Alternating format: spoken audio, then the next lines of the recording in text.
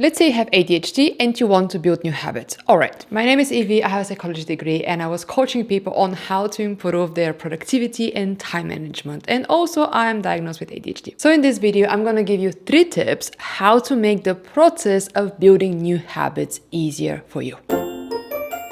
First, commit to building only one new habit at a time and do not add a new one into your plate before the previous one is already easy enough. People with ADHD struggle with executive functions, things like planning, prioritizing tasks, time management. And this is because the prefrontal cortex, the part of the brain that handles those skills, tends to be underactive in people with ADHD, making multitasking or adopting several habits at once kind of overwhelming. When instead you focus on building one habit at a time, you give your brain the chance to strengthen the connections for that specific behavior through repetition. This process, called neuroplasticity, is how your brain rewires itself to make the habit stick. Second, commit to only one constant variable. The ADHD brain loves novelty, and trying to commit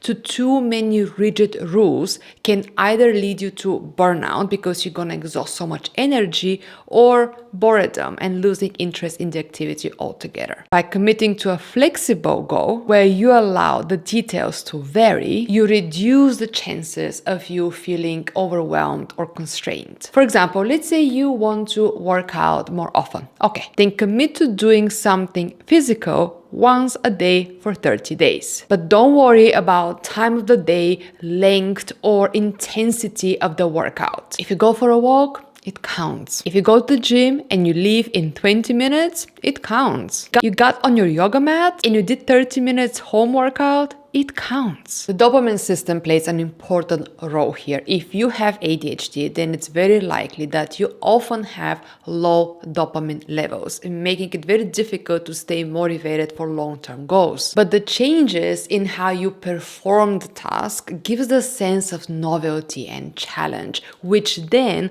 stimulates your reward system, making it possible for you to stay motivated for a longer period of time. Remember, you build a new habit through consistency, not through perfection. And let me be a typical YouTuber for a minute. Don't forget to like, comment, and subscribe.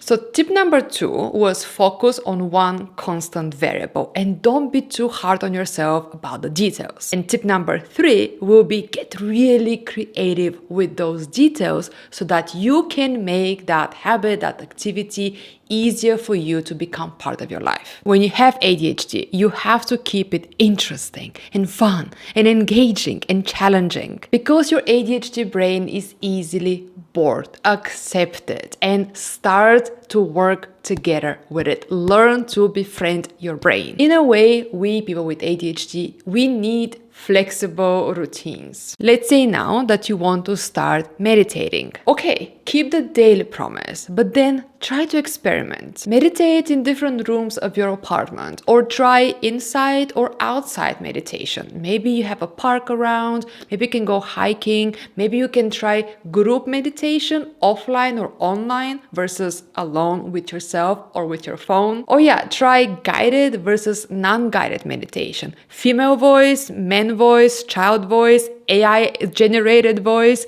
Anything that can change a bit, spice up a bit the activity can really help you stay interested with the activity, because at the end of the day, it matters what you do, not how you do it. And honestly, as long as you do 10 minutes a day, it's a win. It counts. This approach will prevent the feeling of monotony, which can quickly lead to giving up. And really, this whole fuss about novelty, it's because it activates the dopamine pathways in your brain, which are so critical for people with ADHD. So by leaving room for experimentation, on one hand, you're satisfying your ADHD brain's need for stimulation. And at the same time, the repetition of daily engagement in the habit habit reinforces the behavior in your basal ganglia, which is a main area in the brain for habit formation. Basically, those three simple tips work because they respect your brain's need for simplicity, flexibility, and stimulation, while still reinforcing the desired behavior through repetition, which is essentially how you build new habits. If you want to watch another video on how motivation works for people with ADHD,